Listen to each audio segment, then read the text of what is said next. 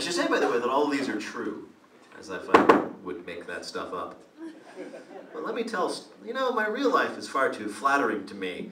Let me make up stories in which I look like a dork most of the time. This one, speaking of looking, this one is called A Close Shave. The optometrist and I were having the bald conversation. He was taller than I and a little younger, but his remaining hair looked just the same as mine, as if it had been stippled onto his head with a sponge. You trim it yourself? He asked, while flipping the lenses up and down on the phoropter. That's what that thing is called, by the way. That machine they use. It's called a phoropter. I found that out. And now you know. Yeah, I said, nodding sagely. I bought a $10 set of clippers at Sears. What setting? He asked.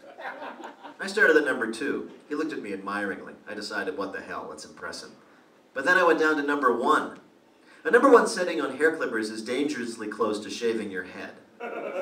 Like many short white guys, I'm afraid to actually shave my head, because if I did, I would look either like a cancer patient or the actor Michael Chiklis. I'm at number 2 now, the optometrist said, but I'm considering going shorter. Who does the back of your neck? My wife, I said. I do it myself, he said, his eyes downcast. It's hard. We both considered the vision before us, a lonely bachelor, leaning over the same kitchen sink where he eats his meals of Diet Mountain Dew and Vienna sausages, trying to shave a straight line across the back of his own neck via an apparatus of mirrors. You know, I said, trying to be encouraging, there's never been a better moment to be bald than right now. Consider Ed Harris, Sean Connery. The optometrist considered this. Come on, let's go pick out some glasses, he said. In the showroom, he walked directly to a particular set of frames. Here, he said, try these. Now, quick, what does the architect Daniel Libeskind look like? You don't know, do you? Because every time you've seen a picture of him, you've been distracted by his enormous black rectangular glasses, which look as though they should be sold in novelty shops and come with little electric windshield wipers. The optometrist now handed those glasses to me. I put them on. They look great, he said. I peered into the mirror. I look like a raccoon, I said. You can pull them off, he said. I couldn't, but you can. There was a clerk standing nearby wearing a nameplate that said Lolita. I invited her opinion. Lolita looked at me as if I had a Viewmaster duct-taped to my face. I don't know, she said, unwilling to contradict the optometrist. Franchise eyeglass shops are tribal places with a savage hierarchy imposed by shaming. I turned to a nearby customer, a 50-ish woman with permed hair wearing an elaborate necklace. How about you? What do you think of these glasses? She stared at me. I think you look wonderful. Are you single? No, but my wife isn't here, so I'm trying to gather some opinions. Maybe try these, Lolita said, as she handed me a pair a little less like a welder's mask. I think I like these better, I said. The optometrist insisted. No, honestly, you should really go with the other pair. Then, finally noticing the line of restless patients stumbling into the walls of the waiting room, I retreated back to the exam area. I seized the chance and turned to Lolita. I think I'll take the ones you picked out. As I paid for my glasses, the lady with the permed hair approached and asked me, do you know any single men about your age? I thought about it. I do, but the ones I know tend to date women in their 20s.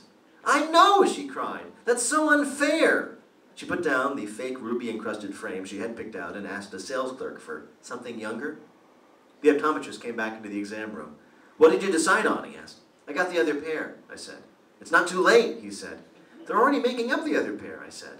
Who cares, he said, with an air of a man fully prepared to hurl a brand new pair of eyeglasses into a roaring fire in a mad gesture of passion. Come on, try them on again. Wait a minute, I said.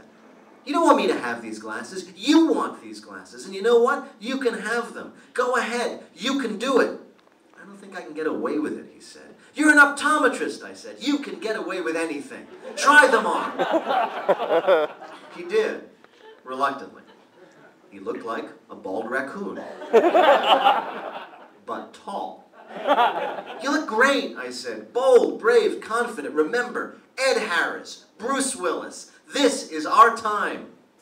He seemed uncertain. Meanwhile, the lady with the permed hair was looking at him with a new sense of wonder and discovery. The eyeglass store was momentarily gravid with human possibility. Then he took the glasses off, as if afraid of being caught with them. The lady went back to nervously checking the shelves. perhaps worried that younger people had given up glasses altogether and had taken up monocles. I'd like to go back to the store to see if he ever worked up the courage to buy the glasses, but I can't just yet. There's a 30-day return period of my glasses, and I don't want him to get any ideas. Thanks. Paul and Storm!